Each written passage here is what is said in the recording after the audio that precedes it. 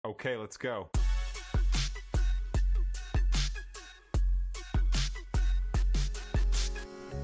Halo teman-teman, balik lagi di podcast Basa Basi 23. Bincang bareng, tempat ngobrol santai tapi tetap ada manfaatnya. Nah, di episode kali ini kita bakal bahas sesuatu yang relate banget sama kehidupan sekarang. Apalagi buat pelajar dan mahasiswa, yaitu belajar smart ala Gen Alpha. Kalau dipikir-pikir ya, belajar zaman sekarang tuh beda banget. Sekarang apa-apa serba digital. Mau cari materi tinggal di Google. Mau belajar tinggal nonton YouTube. Bahkan kadang mau nugas dikerjain sambil rebahan. Tapi nih, walaupun teknologi makin canggih, ternyata banyak juga yang gampang bosan belajar, susah fokus, sampai kebanyakan scroll media sosial. Relate enggak? Makanya hari ini kita bakal ngobrol santai tentang gimana cara belajar smart yang gak bikin stres ala Gen Alpha.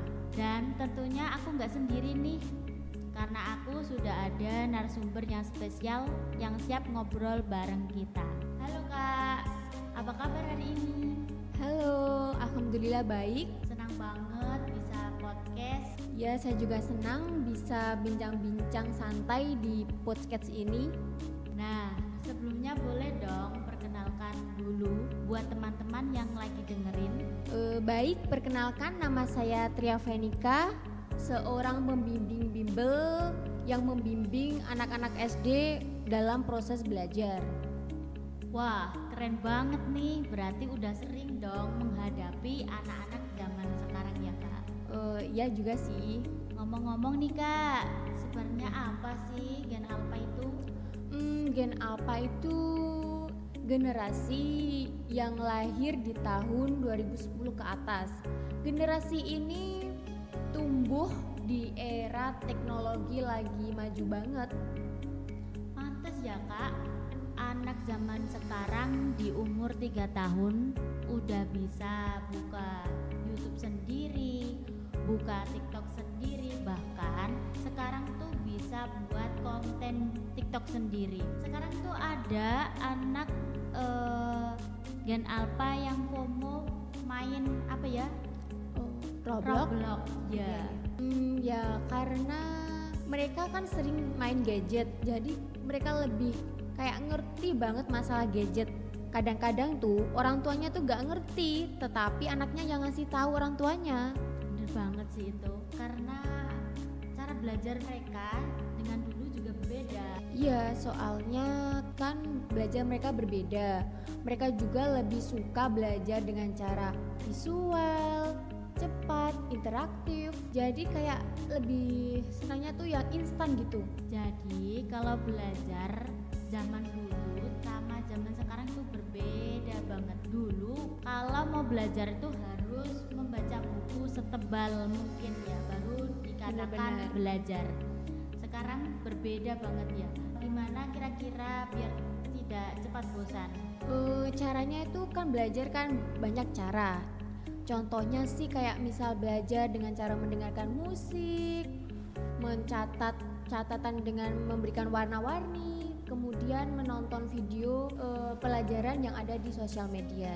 Kalau menurut kakak, tantangan terbesar belajar di era sekarang itu apa? Tantangannya sih kayak kurang fokus sih, soalnya lebih orang kalau sudah main gadget mesti lalai sama yang lainnya. Wah, iya bener banget. Kayak contohnya aku sendiri nih, aku buka laptop buat niatnya mau buka laptop buat belajar, malah tahu-taunya buka TikTok. Kan banyak sosial media kan luas, banyak pelajarannya. Kan tergantung kita membuat video nonton videonya itu dibuat apa. Bisa juga dibuat untuk mencari konten-konten yang positif, yang menarik, atau bisa juga untuk mencari materi-materi pelajaran. Selain itu, apa sih Kak tantangan? Lelah, misal anak muda ya kalau sudah main gadget, dia itu akan lalai pada semuanya, kayak fokus aja di gadget yang dia tonton. Nah, sekarang kita akan ke bagian paling penting, gimana sih cara belajar ala Gen Alpha. Gimana sih belajar Gen Alpha Belajar ala Gen Alpha itu tetap tenang, fokus, bisa mendengarkan musik. Berarti nggak harus duduk dengan diam, belajar nggak kira-kira? Apa membuat bosan, lebih ke bosan atau Kalau duduk sih lebih bosan, lebih baik kita bisa membaca buku atau menulis, gitu aja. tren sekarang ya kalau belajar lewat TikTok edukasi itu bagus nggak kira-kira kakak itu? Sebenarnya sih kalau kita ngomongin gadget itu gak buruk kok, tergantung cara kita aja mempelajarinya gimana atau cara menggunakannya. Wah berarti scroll terus ini nggak selalu salah ya? Nggak salah, tetapi tergantung yang di scroll tuh apa, ada positif atau negatif. Selain itu ada tips lain nggak sih kak menurut kakak?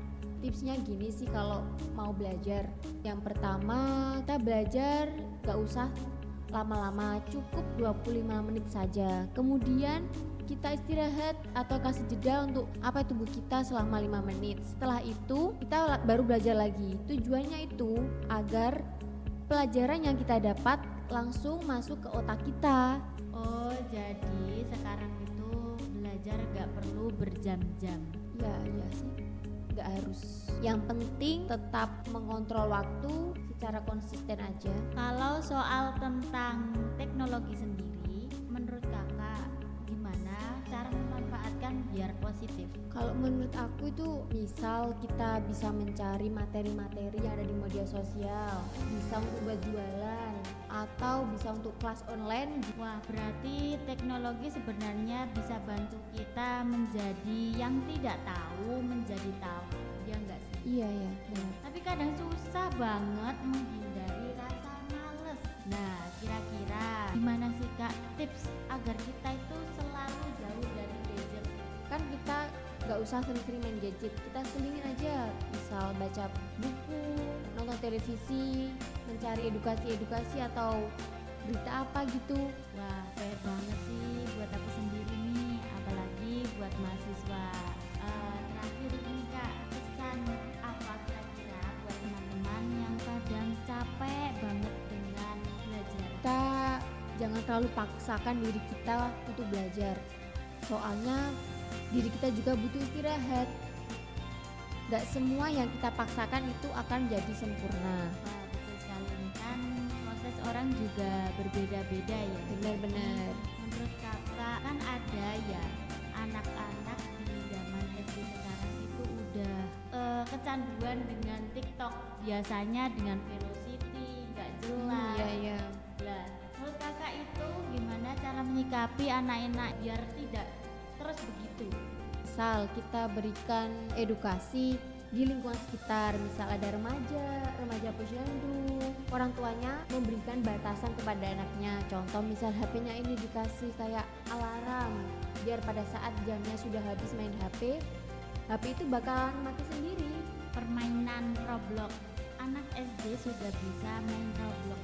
Nah, akibat permainan itu juga anak itu mudah gampang emosi, udah marah, nggak menang itu bawaannya pengen emosi terus. Cara untuk nggak dikit-dikit marah itu gimana?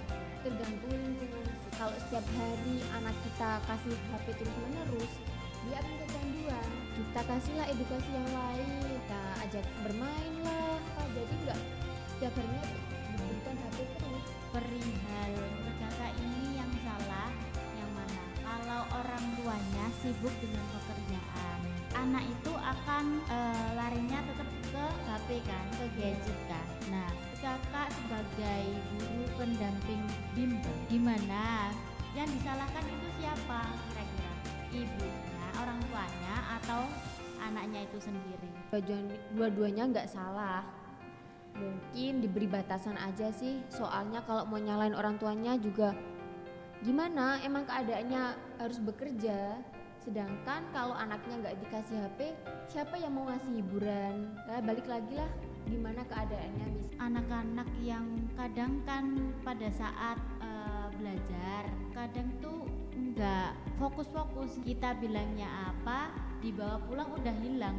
Kakak itu namanya orang itu nggak semua harus sempurna atau nggak semua harus instan. Mesti ada tahap-tahapnya dalam belajar. Nggak semua anak bisa dipaksakan langsung ini bisa itu nggak mungkin. Harus tahap ini dulu, baru dia akan nurut atau dia akan bisa. Jadi apa-apa itu nggak harus dipaksakan. Misalnya nggak bisa baca dipaksa terus, ya dia tidak akan masuk ke otaknya. Pasti dia akan capek terus, kayak gak masuk banget, malah dia bikin dia stres.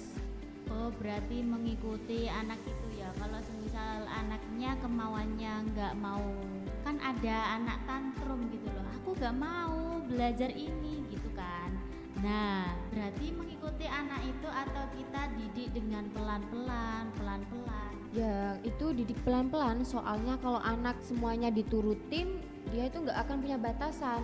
Mesti dia akan mikirnya, ngapain aku nurut, aku aja marah diturutin.